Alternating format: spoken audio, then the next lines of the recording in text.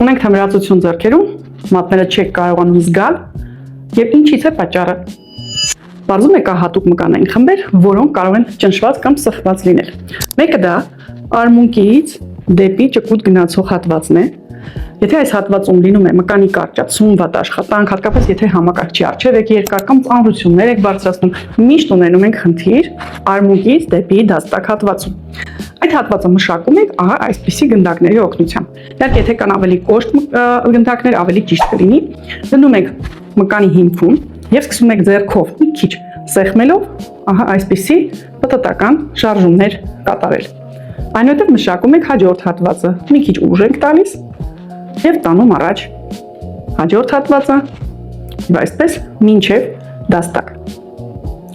Ուղղակի սիրելիներս, միայն այս հատվածը շատ քիչ է թմրացությունը իդեալական վերացնելու համար։ Շատ հաճախ խնդիրը կարող է գալ ավելի խորքից, դեպի վերին վերջույթներ գնացող ողնաշարի հատվածներից։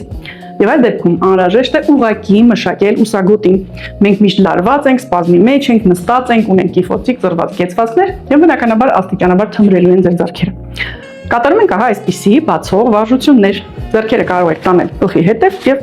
աշխատեցնեք ուսագոտին։ Միաժամանակ պտտեք ուսերը։ Կատարենք 1-2 վարժություն Aeroflex տեխնիկայով, նույնիսկ աշխատավայրում նստած։ Արտաշունչ, շունչ, արտաշունչ։ Պահեցիք շունչը եւ միայն այդ ժամանակ այսպես բացեք թիակների հատվածը։ Նույնիսկ հայացքով հետևեք, միաժամանակ ակտիվացրեք պարասիմպաթիկ նյարդը, որ հանի լարվածությունը։ Թող շունչ եւ արտաշունչ։ Նույնը կրկնենք մյուս հատվածից, արտաշունչ, քթով շունչ, արտաշունչ, որով այնը ձգվեց եւ ուղղակի ուսագոտով, արմունկով ձգվեք, կոնքը մնում է տեղում ֆիքսված, հայացքը զուգակցում եք արմունկին ու քթով շունչ եւ քթով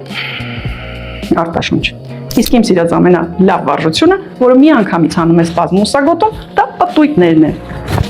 Մեկական, երկուսը միասին, հետ եւ առաջ